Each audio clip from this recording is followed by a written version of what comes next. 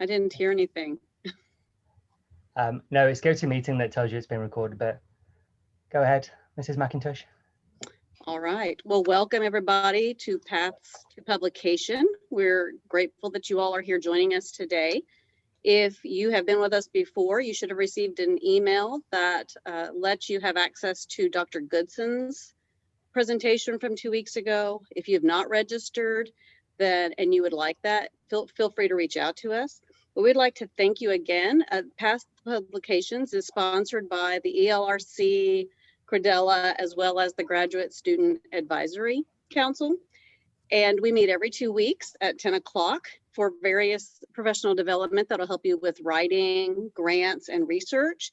We've had some excellent speakers, and we know that all of us can benefit from the scholars that we bring to these presentations and helping us move forward in our own publications. So what we're going to do today is we're going to introduce Dr. Cindy Guererro. And so there she is. Dr. Cindy Guererro is a research scientist in the Department of Educational Psychology in the bilingual education programs.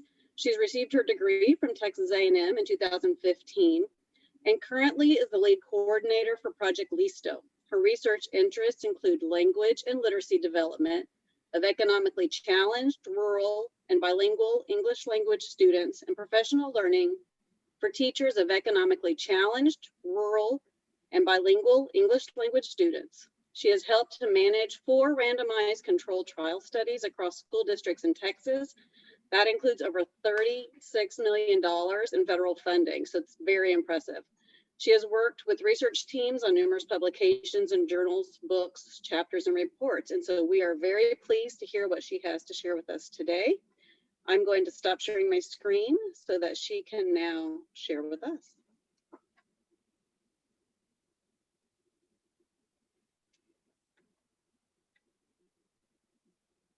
Can we see my screen? Yes. Perfect. Perfect. Good morning. It's my pleasure to be here with you this morning. And as Karen shared, I've had the wonderful opportunity to work with the PIs. Primarily, I've worked with Dr. Lara, Dr. Irby, and Dr. Tong over more than 16 years as we've worked to really support parents, teachers, and students across the state, working with economically challenged students and second language learners.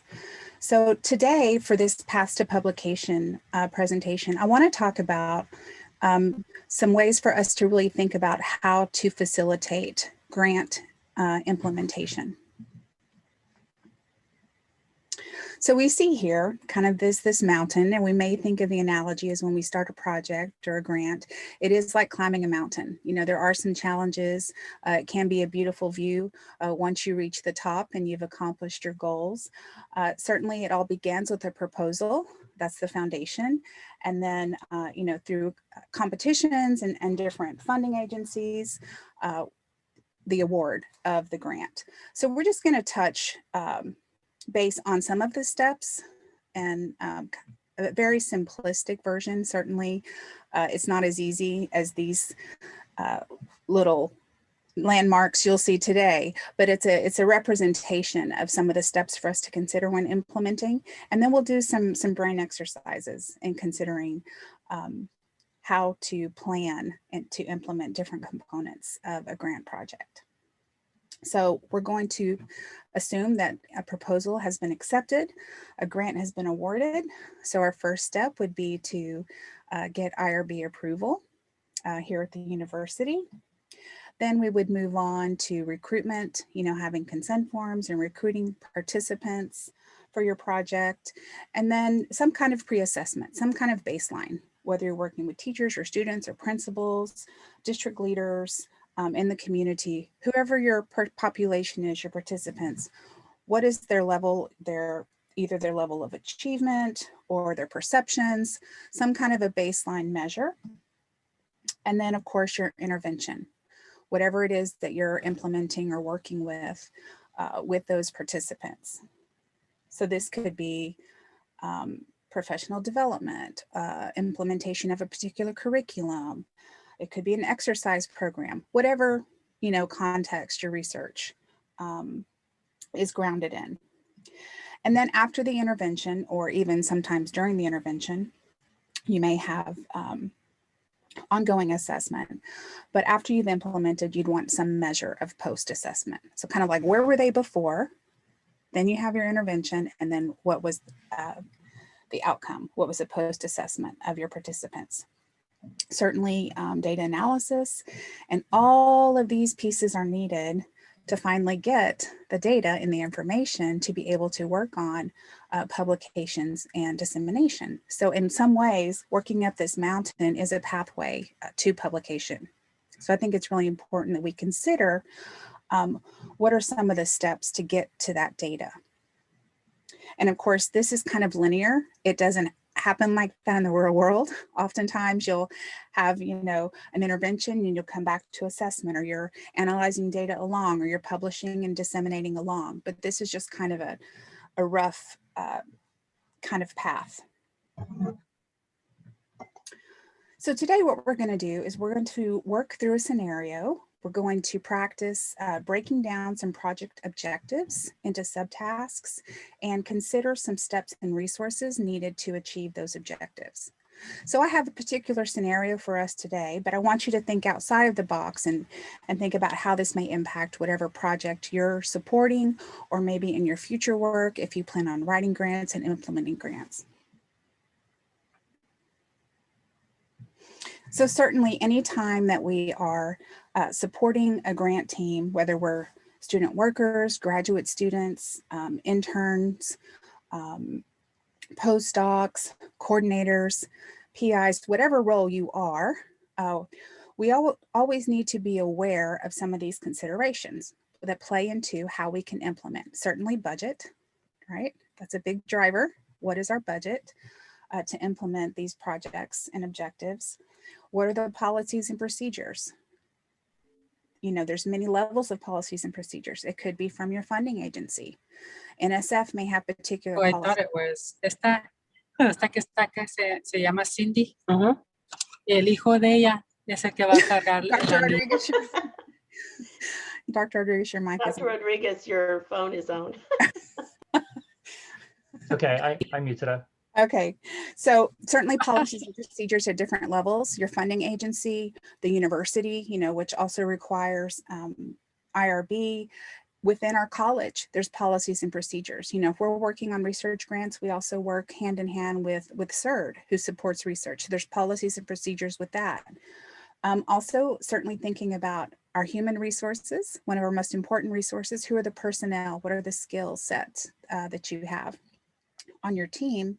And then also the clock, the timeline. So keep these 4 pieces in mind as we work through this exercise. So here's our scenario. Okay, congratulations. Your team was awarded a research grant. Yay, congratulations. So just some broad descriptors of this grant. It's going to provide teachers with professional development to implement some kind of instructional intervention. Okay, we're not getting into the details of that, but it's just think about the big broad strokes. So you're working with teachers to provide some kind of instruction to students. You're going to compare outcomes of groups for those who receive the intervention as compared to those who don't receive, okay? And then your participants, you're going to be recruiting participants in school districts that have high percentage of Spanish-speaking English language learners. So that's the context of our scenario, and I want you to keep that in mind as we work through these exercises today. Okay, so certainly anytime that we work with human subjects, our participants, we have to follow the policies and procedures of IRB.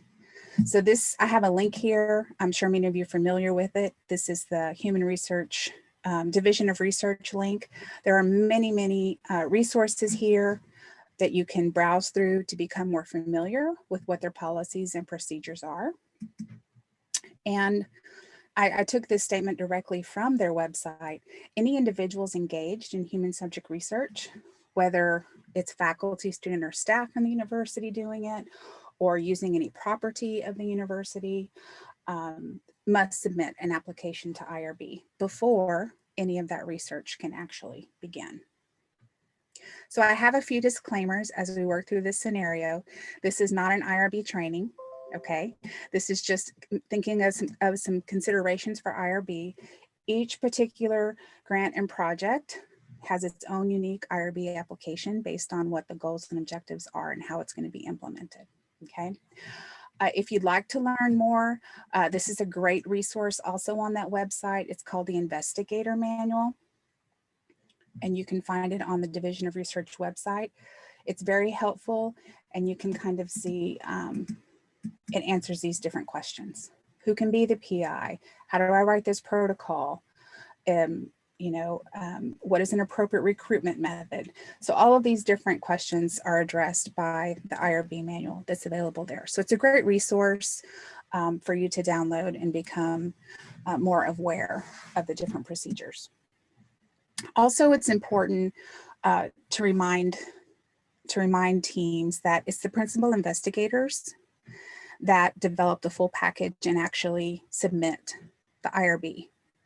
So you may be asked as part of the team, I'd like you to help me do this piece, but typically it's only the PIs that are going in and working with the platform, and it's typically only the PIs that are actually contacting and communicating with IRB. So we have to be really careful.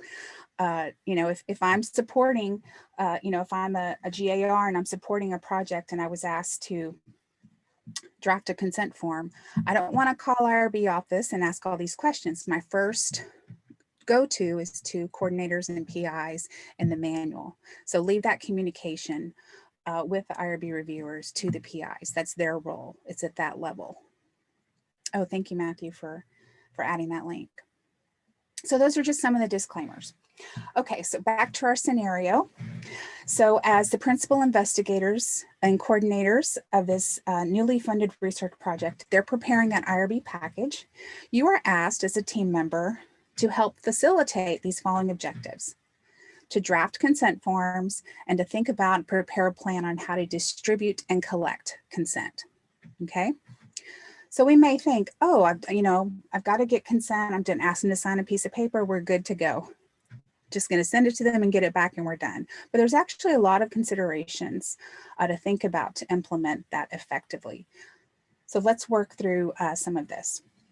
I'd like you to add in the chat, what information do you think needs to be included in a consent form?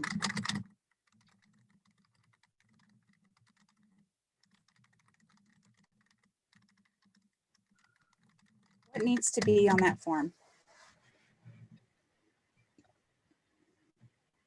Go ahead and type in the chat box. Any risks? Is there any compensation? Hi, Juliet. That's right. Hi. Are there any risks involved? Oh, that's right. If your grant is planning to utilize any videos or photos or doing any recording for classroom observations or coaching, some kind of statements or permission to use that. Stipends, if they're being compensated, that's right. A summary of what is the intervention. Contact information for the PIs. A short description of the project. That's right, Raquel. What is your role and why are you being asked to be in the study in the first place? And what are you being asked to do? Rights to leave the study. Yes, that it's voluntary and you could leave the study at any time without withdrawal penalties. Anything else you can think of what may need to be included on the consent form for a participant? Well, those are great. You're definitely on track with that. How they may benefit. That's right. What's my benefit as a participant for this study? Here are some basic elements of informed consent, and many of these are what you already listed: confidentiality and privacy. That's right, Elsa. I know you're working on supporting some consent forms right now. Why is the study being conducted? What is the participant being asked to do? How many people do we anticipate will be in this study? What are alternatives to participation? What if I don't want to participate? Well, then that's okay. You can opt out. What will I be asked to do? Again, I think as Joy said, an an opt-out, opt-in, opt-out option for videos, autographs and videos, risk, benefits.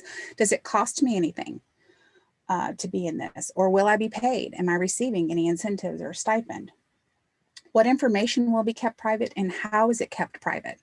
You know, how is your project going to make sure that my recordings don't end up on YouTube unauthorized? You know, how do I know that my personal information is going to be kept confidential? Who do I contact if I have issues during the study? Absolutely. What if I change my mind? If I say, yes, I want to participate now, but then I decide not to participate anymore. And then certainly we also need that statement of consent with the signature and the date of each participant. Great. So those are some of the basic elements of informed consent. What are some other considerations when we're drafting consent forms for a project? What are some other considerations? We've talked about what's in a consent form. What else do we need to consider when we're going to draft? We need to think about who are our different participants, right? And we need potentially unique consent forms for each type of participant. So in this study, if we're working with school districts, we may need a principal consent form, you know, permission to be on the campus and implement this on their campus. We may need you know, a teacher consent form, parents, students, who are the unique participants in your project? And also, what are the distinct roles and participation in the study based on condition? You know, in this scenario, we talked about comparing outcomes of those who receive the intervention versus those who do not. So that means that there's going to be two levels of participation. So they cannot have the same consent form because the participation for treatment may be different than the participation for control. So these are kinds of things to consider when you're developing the consent forms. Also, NAHED says a population of the study, and that could relate exactly to a requirement is the language understandable to the participants. So, you know, that's on different levels. First of all, readability, the technical language. So after a consent form is drafted, they want to know the Flush-Kincaid readability to make sure that the language level is not too high. So wording and understanding, wording of the consent form so the participants can understand, but also potentially a transadaptation to anticipated languages of the participants, because we want to make sure that they're able to understand what they're signing and what the participation is. So those are some other considerations. Okay, so here's a question I want you to brainstorm. I'm going to give you about 30 seconds. Based on our scenario, how many versions of consent documents do you think our project will need?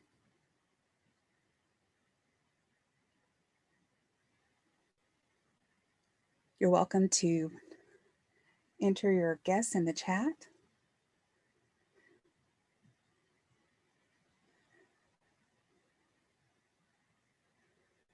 So here's our context. Remember, we're working with teachers to implement instructional intervention. We're comparing two groups, and we have participants with high Spanish speaking English, high percentage of Spanish speaking English learners. I see a range coming in, 4 to 5, 4 versions. Okay, let's dig into this a little bit more. So if we think about our participants in this particular study, one for each populations in all languages of that population. So if we think about our context, you know, we talked about the principal getting permission.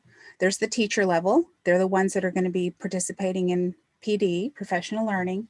The parent to give permission for their child to participate, and then also the student level of participation. So if we look at document type, principal consent, teacher consent, there's actually 2 different document types for parents. It could be permission if they're only saying, yes, I agree for my child to participate.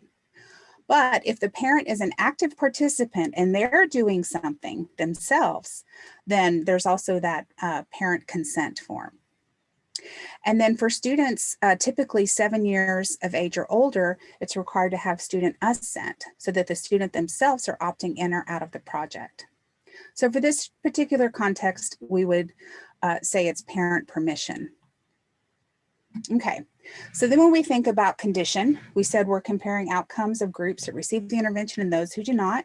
So we need treatment and control for principal, treatment and control for teacher, treatment and control for parent, and treatment and control for students, right? Because there's two versions, there's two different fork in the road.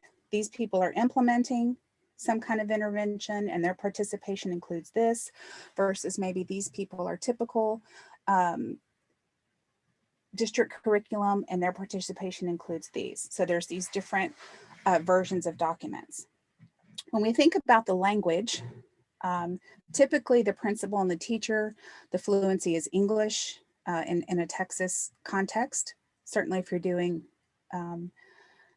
international types of studies, or if you have a very targeted population, you may need other languages for the teacher and principal.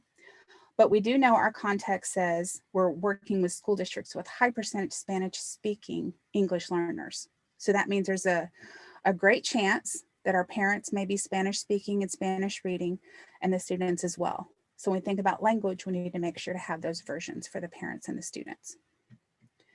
So actually, this is a list of all the consent versions that you may need for this project. Principal treatment in English, principal control in English. Teacher treatment, teacher control. Parent treatment English, parent treatment Spanish. Parent control English, parent control Spanish, and kind of the same for the students. So we actually have, when the package would go into IRB, there would actually be an upload of potentially 4, 8, 9, 10, 11, 12 different consent version documents. So that's something you want to think ahead of, right? Because you want to have your support your team and the PIs to have as most complete package as possible. So I think that many of you said 4 or 5, but actually when we break it down, there's actually 12 versions for this context. Did that surprise anyone? Any surprises there? There's also typically a document as well to assure that any trans adaptations are a representation of the English version. Okay, so we're just going to pretend that the stars are aligned and the first time that you've submitted your package, congratulations, the package is approved. Your IRB has approved your consent form. So we're kind of jumping along because it usually takes back and forth. They ask questions, you need to have clarifications. They may want some documents changed, but we're going to pretend that our IRB has approved our consent forms, okay? Congratulations, that's it, that's great. That's a big milestone. I see Aaron clapping. So in our scenario, I just want to show you, this is a sample from one of the projects that I've worked with. And we talked about some of those basic elements and you can see those here. Why is the study being done? What is my child being asked to do? How many people are anticipated to be in this study? What will my, why is my child being asked in this study? And then here's bullets of what their participation outlines. So I know it's small for you to see, and the point is not for you to read all the text, but just to see and notice when you do have your approved consent form, it will come back with this stamp, right? This IRB stamp, and it will typically be approved for 1 year from the date of approval. And then each year you typically have to do a renewal or continuation. Okay, it's really important that when you get to the point of printing and distributing your consent forms, that you actually print this version that has the stamp on it and not your initial version that you submitted, right? Another kind of clue that we helped and we learned through experience is, to make this footer so that, many of our longitudinal projects have many years. And sometimes the grade level changes each year. So your consent form slightly changes each year, right? So we just have these version date. This is year 4, 2020, 2021. This is my parental permission form, 5th grade, treatment English. So when those forms come back in, it's also an easy check for you to see, what is this? What is this group? Where do I start to sort that? I know it makes sense, but trust me, I've done it the way without those. And it is just trying to give you hints from experience. Okay, So here's that opt-in and out that Joy talked about. You know, in this particular project, we have video recordings and pictures. So we emphasized, we started to see that parents weren't making that choice. So we made this, you know, bubble, please select one of these options to initial, and we highlight where we need them to sign. And then the last page, we also highlight and put arrows of where we need the parents to complete. That kind of helps the teacher check other consent forms, and it helps us when we're verifying as well. So that's just a quick kind of consideration of what consent documents you may need for this scenario. Okay, so now we're moving into part 2. Okay, you have your IRB approval, you have your consent forms, you're really excited. So as a project coordinator, start to recruit participants, right? They're reaching out to district leaders, campus leaders, teachers, and parents. Now they're asking you, I want you to start to draft or prepare a plan to distribute and collect those consent forms. Okay, so part 2, you have your consent forms. Now, what's our plan to distribute and collect those? So what are some subtasks related to that? You can feel free to raise your hand, you can unmute, you can add in the chat box. What are some subtasks related to distributing and collecting consent forms?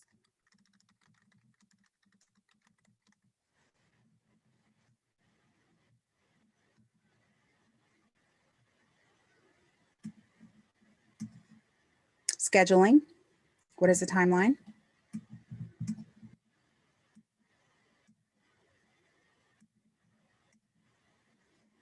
What else do we need to consider?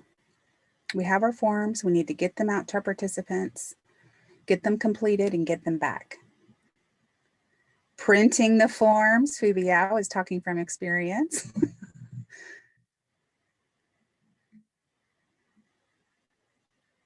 David, organizing and putting together a system, absolutely. Joy's jumping the gun. She says to get a list of consented students to move to the next step to get the pre-test. We're not there yet, Joy. We got to get their consent first. The ability for the participant to complete and return. What is that process? Plan for distribution. Kara, who's delivering? Who's picking them up? Tracking organizations. That's right. So here are some steps in this graphic. And some of these you mentioned: printing, shipping, distribution, receiving them back, and verification. Okay, again, this is somewhat simplified, but just thinking of the broad strokes for us to think about a consent form. Who and where consent will happen, that's right. After we get districts to sign on to say, yes, we want to participate, then it's like, okay, what campuses qualify, the principals and the teachers. Okay, so let's look at each of these briefly. Printing, some of the tasks we need to think about. Estimate the numbers and type of consent forms. What is our goal, right? Is our goal to have to serve 1,500 students? If so, we better print 1,800 consent forms, right? We know sometimes they're sent home with students, they get lost, they don't come back. We need extra copies. How many teachers is that?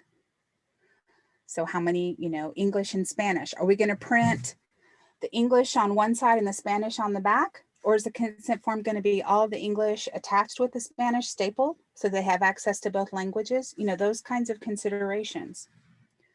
Pre-ordering supplies, printing supplies. So you have to estimate, right, the paper you're going to need. Develop the printing schedule. Someone mentioned that. Monitoring the printing, bundling them into sets.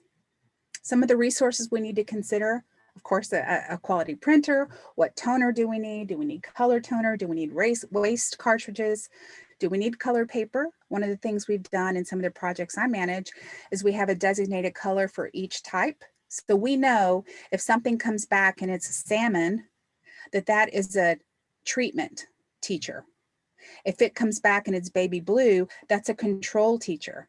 It also helps us make sure that we get the right consents to the right group.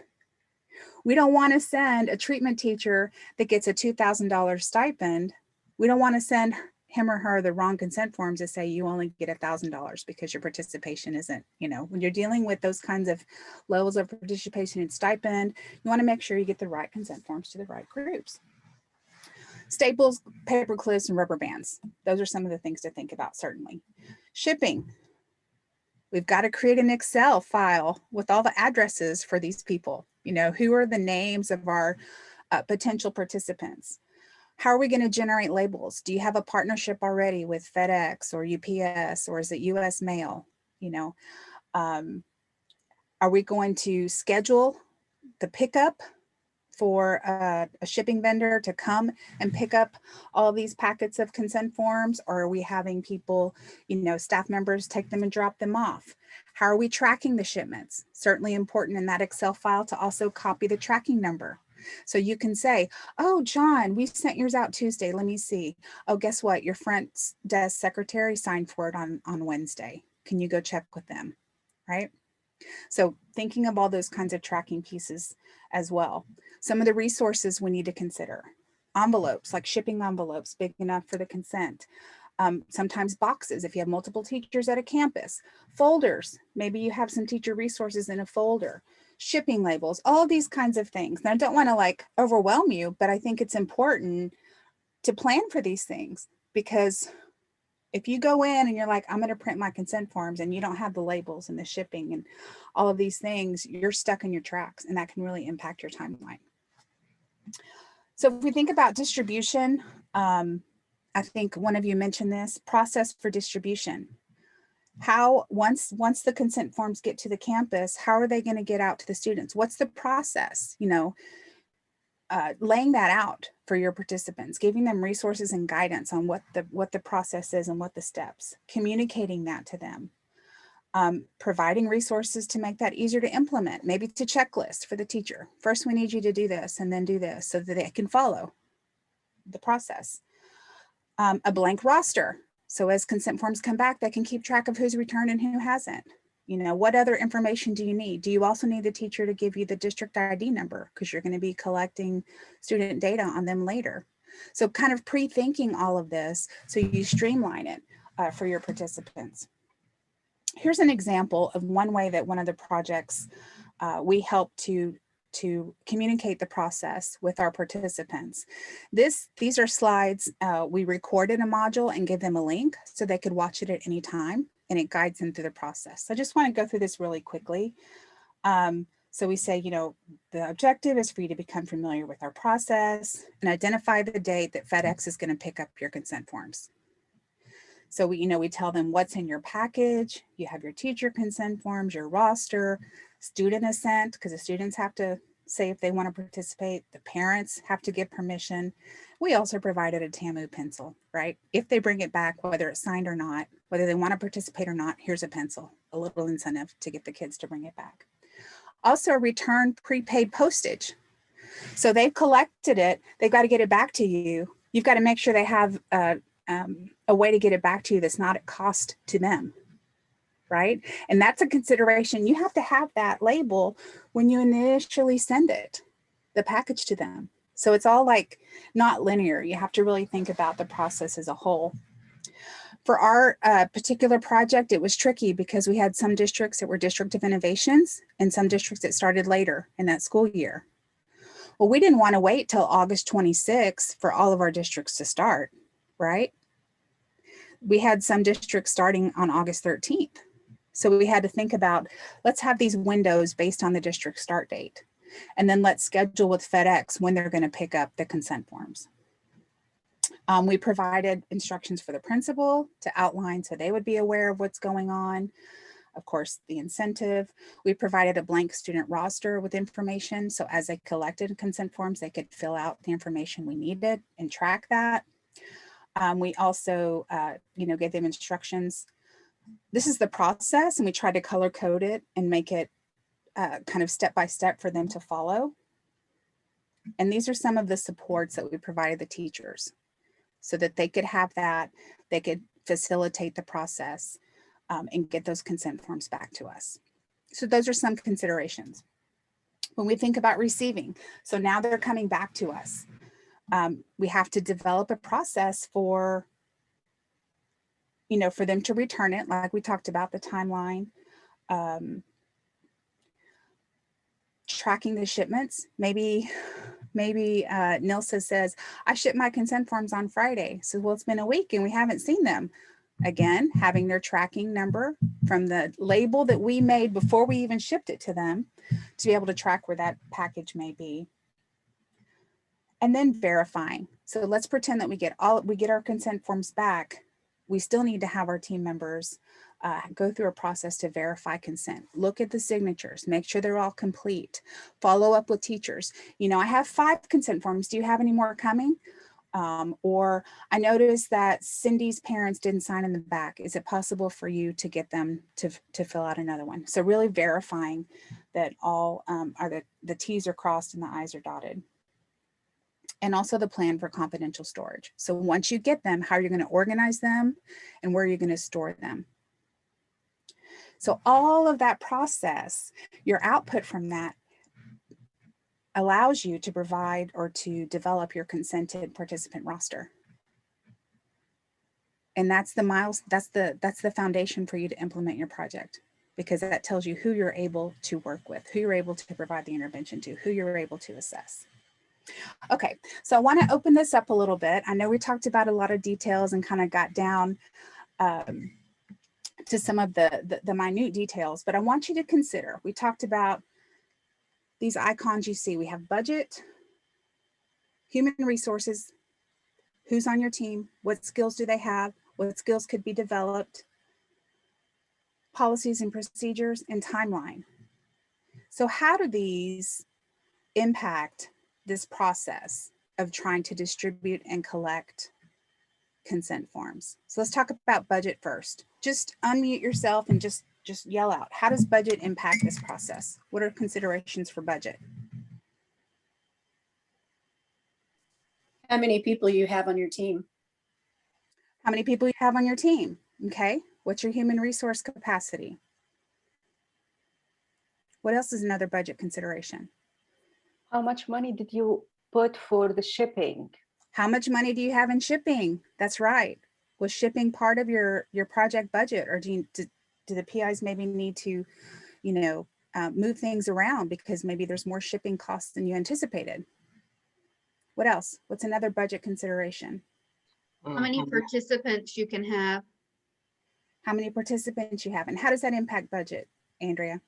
Well, because if you only have a small team, then you wouldn't be able to work with as many participants.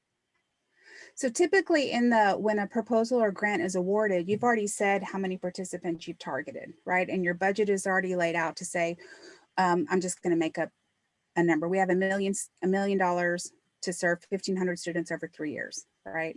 So pretty much you're not necessarily determining your participants based on your team size.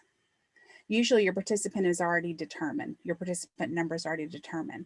But how would your participant number play into your budget? You're on the right track. Well, you said that you get the award, so you know how much it is. So you have that amount to begin with. Mm-hmm. And so that determines how big of a team you can have, how many graduate students you can afford to pay, how many, Absolutely. Absolutely. Those things. So that impacts what your team size, right? Mm-hmm. What about resources needed for the consent forms? Like the paper in the postage? If you're going to have 1,500 students, just for example, and you're going to send English and Spanish to everyone, you need colored paper. You have to estimate how much paper. You have to look at your budget. Do we have the budget for these kinds of materials? Down to, the rubber bands and the folders and different things like that. Absolutely. And tied to the printer is the copy machine contract. Yes. What is the cost of each print? If you have a contract with that. Also thinking about logistically, if we think about personnel, what are some considerations for personnel to get this process done, this consent form process?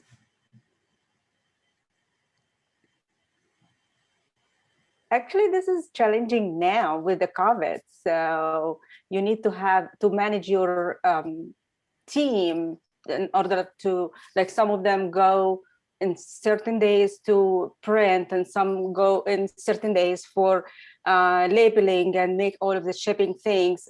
So I think it's kind of different based on the time we are in. You're right in the head. Right now with social distancing and COVID, we don't, maybe 2 years ago, we would have a team of 10 people and there would be an assembly line of consent forms and processing, right? But now it's other considerations. Who can go in which offices and which printers and access on different days. Another thing we ran into when we used to be on the first floor of Harrington, we had several projects within a suite, was kind of communicating with other projects and that, hey, we're going to need the printer these days because we're doing this huge print job. There may be another project who needs to print that day too. So there's lots of scheduling and negotiation kinds of things to think about. What about policies and procedures? How would that impact this process?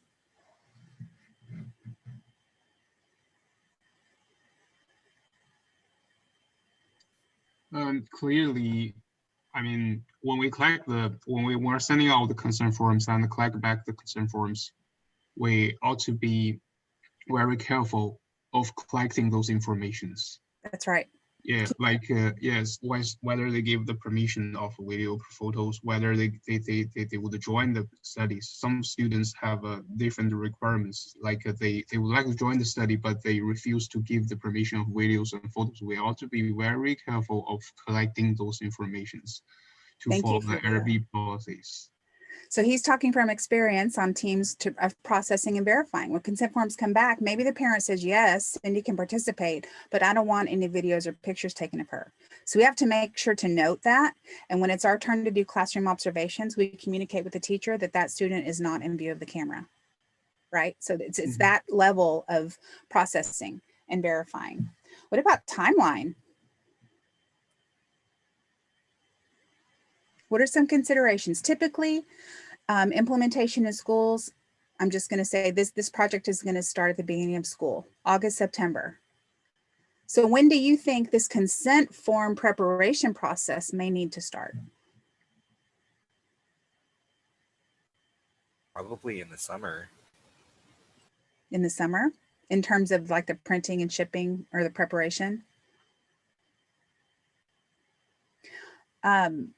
I think that's a good guess, John, certainly. IRB, you want to have way ahead of time. You don't want to wait till 3 weeks before your study starts to apply for IRB because you're not going to be assured that it's going to be approved and then your project's going to be delayed.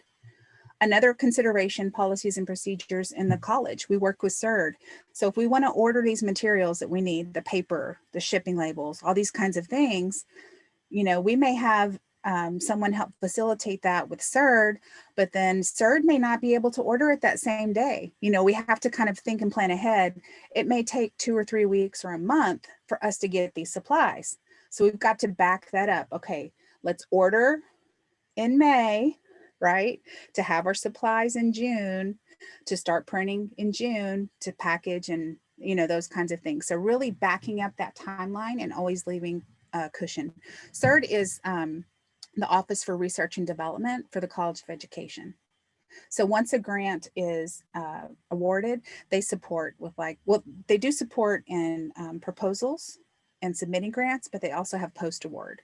So they help with hiring compliance, they help with ordering and keeping up with the budget. Good question. Thank you, Andrea. So definitely we have lots of different considerations when we think about these different tasks and objectives for a project. So if we go back to our mountain, and we're trying to get to the top, and ultimately our goal is to support, here in the College of Education is to support teachers, to support students, support school leaders. But, again, for this particular series, we're looking at publication and dissemination. Some of these pieces we've talked about today just get us to this second little dot, right? So when we think about what comes after that, the assessment, the intervention, the post-assessment, the data analysis, just think about in your context, what kind of considerations you need to take, is in terms of budget and personnel and policies and timeline. So that's what I have today. I hope that you're able to take a little something away, I'd love to hear how maybe you would apply something that we've talked about today to your particular position or your contribution in a project. Cindy, there's a question in the chat room asking what CERD, C-E-R-D is. Yes, I addressed that, Kimberly. It's the College of Education Research and Development Office, and they support both pre and post award of grants. Thank you. I actually had a question Yeah. about, so we are in unprecedented times. Yes. So what would this look like translated to online format? Like just the IRB number, just, do we not put that stamp? Do we just put the number and send? How do we ensure their privacy, I guess? Yeah, John, that's a great question. In fact, in Project Listo that I work with, we're in our last year of implementation, and previously we've always done paper consent, right? And then COVID hit, we were kind of waiting to see what was going to happen. And it wasn't until about August, we said, wow, we're not going to be able to follow what we've done in the past. So we worked with IRB to get a waiver that allowed us to to submit online consent forms, and they had to approve those online consent forms. They approved for us to submit that using Qualtrics survey. So it was the same information. It was just in an easy to follow survey format, and then they could actually add their signature or check a checkbox and type in their name. So there are ways to work with that under the circumstances, but certainly you have to work with IRB and get those approvals and do amendments. Mm-hmm. That's a good question. Hello, Dr. Guerrero. I would say This you is want to be Myra. looking at these websites before you think about doing the IRB. Like, you don't want to start cooking the food and then look at the cookbook. You want to be looking before. No, and also, like I said, as a disclaimer, it's typically the PIs that are doing that package, but they may ask you to support some of those documents that will be, included. So you want to have an awareness, or even whenever, if your aspiration is to become faculty, or even for your dissertation, whatever you're in, if you're going to have, it's still the same idea in terms of getting consent. Myra. Yes. Hi, Dr. Guerrero. And, I had a similar question to what was previously asked with the online. And I guess, just giving us some insight on your experience with sending consent forms, to teachers, it's a lot easier because they may have experience with technology, but, with parents and then students, and, how was that phase and, getting them to fill out? So when we had to switch because of COVID to online consent forms this year, I can tell you that our participation was reduced. Certainly, it could be, there could be a lot of variables to that. It could be access, it could be time. I mean, there's just so many things going on with COVID and so many demands on the family, but we did have a reduction in participation. Okay. And I guess from experience, would you say you would prefer the online and, Qualtrics and being able to, know exactly what you're getting? And then I guess teachers could know, who's filling out what and things like that. It is a little complicated with Qualtrics because we do provide the teachers with the links to share with families, but the teachers are not collaborated on the Qualtrics, so they're not able to see who has submitted consent forms. So that's something we do on our side. And what we did in Listo is we assigned, for example, Fubiao was assigned certain teachers. Every couple of days, he would look on Qualtrics to see who submitted and then update the teacher to let him know, these students have not yet submitted. Can you please follow up? Or do you think that your class is finished with consent? So there's lots of different kind of ongoing communications as well. Okay. Yeah, thank you. Mm-hmm.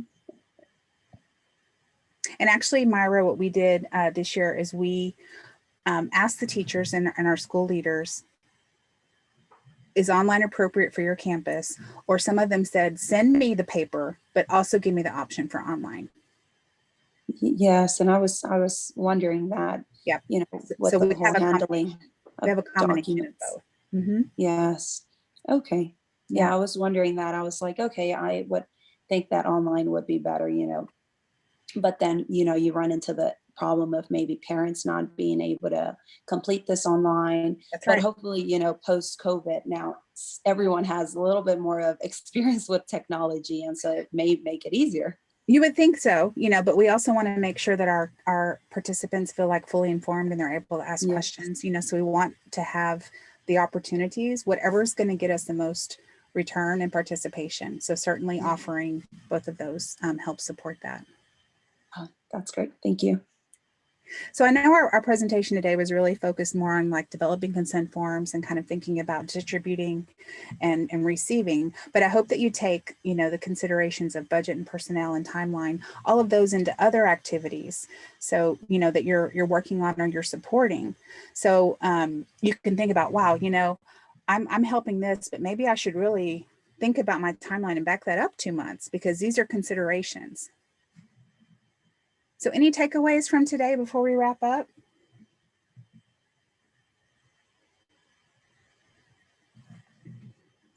I mean, I would like to say something. I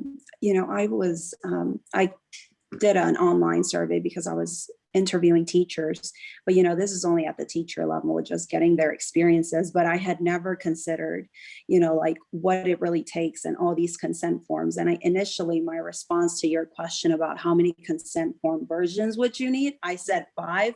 Yeah. But then, you have to take into consideration condition and then language and, all these different things that, I had not considered. And so this was really insightful, in regards to everything and the planning. And like you said, it's not like, oh, it's just like, oh, we have this intervention and we send it out. No, like you mentioned, you do have to take into consideration, like, when do teachers receive classroom rosters? And so maybe I can't send it too early because they don't have classroom rosters, but I definitely want to send it in time so that when we begin the intervention, I can have as many consent forms from parents and teachers. And so all the little small details that, one doesn't consider until you present this. Thank you, Mara. Thank you. Thank you. There's lots of things to consider. You don't want to get to printing and not have the supplies you need. You don't want to get to shipping and not have a shipping partner. So all of these, things are to be as prepared as you can to make it go as smoothly as you can, even though we're still going to probably hit some roadblocks and some challenges. That's to be expected. Yes. Thank you. Thank you for the presentation. I think it was very insightful for, as we think about future plans. Thank you.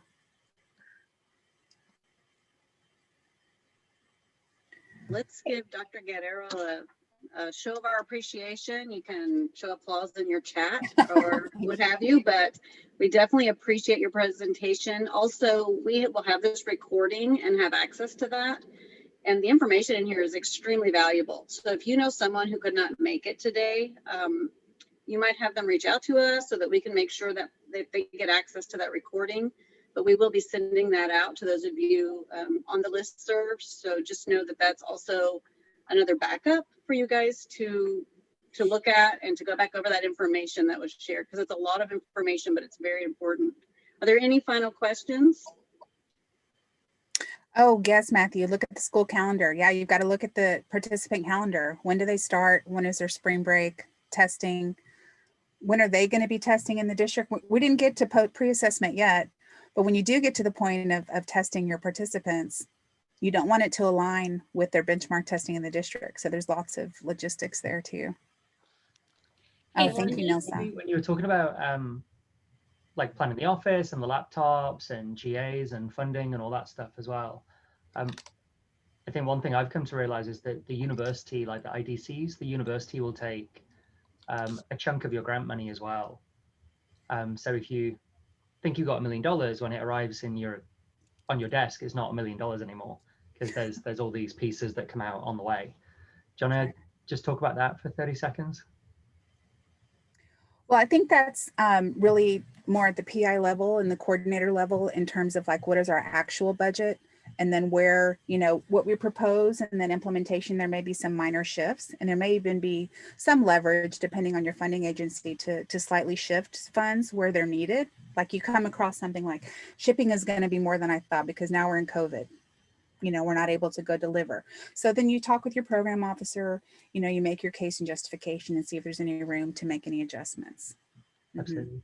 But we ship out tablets Mhm. in A+, but sometimes, like Alaska, shipping a tablet to Alaska costs you as much as the tablet. Right. So then we've got to make a decision, you know, are we going to ship to all 50 states, or are we going to have limitations? You know, you come to like think about these things and ponder these Yeah, things. you have to make some budgetary decisions. Absolutely. Exactly. Because the last thing you want is a teacher in Alaska going on Twitter and saying, you know, I wasn't supported, I did this on the grant, and these are the people, and this is the grant. Like you got to think how it could unfurl. But all these things you realize over time, like the shipping and the handling, and you know, if you are going to ship out tablets, who's going to go to the office and put it in an envelope, and then where does that envelope go, and where are you going to put it before it's being picked up? Like I've learned a lot from Dr. Guerrero on really getting down to the granular detail of exactly who, how, when, where, how, why, how much, what day. There's a lot of communication too. I don't think I emphasized it enough, but communication with your participants, communication within your team. Things are always changing, the planning, the process. You want your team to know what to expect when they come in. Here's the process that we need to follow to do these things and not just leave it wondering. So there's a lot of communications, a whole nother presentation, I think. Good. Well, we hope we can get you back at some point, Dr. Guerrero. Hi, Dr. Irby. Hi. So I wanted to just say before we go to everybody that I think that we're very fortunate that Dr. Laura and I and Dr. Tong to have been able to spend almost 2 decades with Dr. Guerrero. And so she is extremely knowledgeable and very supportive of our grant teams and our grant participants, and is always very helpful. So thank you, Dr. Guerrero, and we are very fortunate that you're with us. Thank you. Thank you. It's my pleasure. And thank you for the opportunities. Came from the classroom, and now here we are in intervening across the state and supporting teachers and students. So it's wonderful opportunities. Good. Well, thank you, Dr. Guerrero, and thank you, Dr. Sadie. Okay, y'all, that's us for the day. Thank you for coming to Paths. In 2 weeks, Dean Alexander is coming to present at Paths. So please spread the word about that one. We expect that to be highly attended. The Dean makes the policy for the college, so she knows what's going on regarding her presentation. So please spread the word. We will advertise this with you all, and we look forward to it, and we'll see you next time. Thank you so much. Thank you. Bye. Thank you. Bye. Thank you. Bye-bye. Thank you.